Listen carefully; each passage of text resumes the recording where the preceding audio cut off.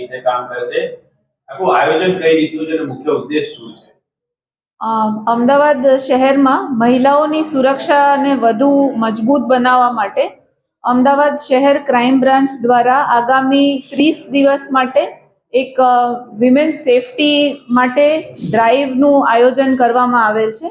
અને આ ડ્રાઈવના મુખ્ય ઉદ્દેશ છે કે જે અમદાવાદ શહેરમાં જાહેર જગ્યાઓ છે,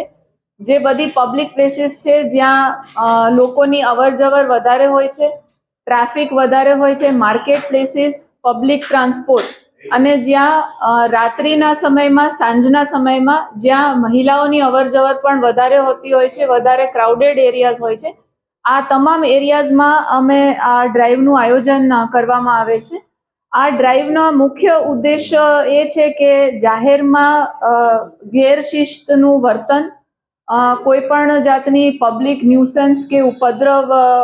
જે કરતા હોય છે એવા અસામાજિક તત્વોને ટાર્ગેટ કરવામાં આવશે. અને મહિલા મુસાફરો હોય, જે નાગરિકો હોય, ફેમિલી સાથે બહાર નીકળ્યા હોય, જાહેર જનતાના સભ્યો છે અને મહિલાઓ છે જે ઓફિસમાંથી રિટર્ન કરતા હોય, લેટ નાઇટ ઘરે જતા હોય કે ગમે ત્યાં બહાર શોપિંગ માટે નીકળ્યા હોય, તો આ લોકોને એક safe and secure environment provide કરવા માટે અમારી ક્રાઇમ બ્રાન્ચની ટીમ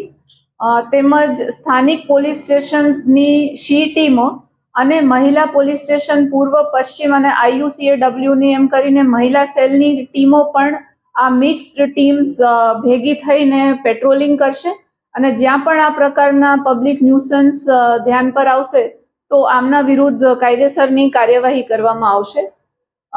જે કેસીસ આમાં આઈડેન્ટિફાઈ કર્યા છે, જે અગાઉ પણ શી ટીમ્સ અને મહિલા સેલની ટીમ્સે એપ્રોક્સિમેટલી 20 જેટલા કેસીસ GP એક્ટ 110, 117 અંતર્ગત દાખલ કર્યા છે. અને આ ઉપરાંત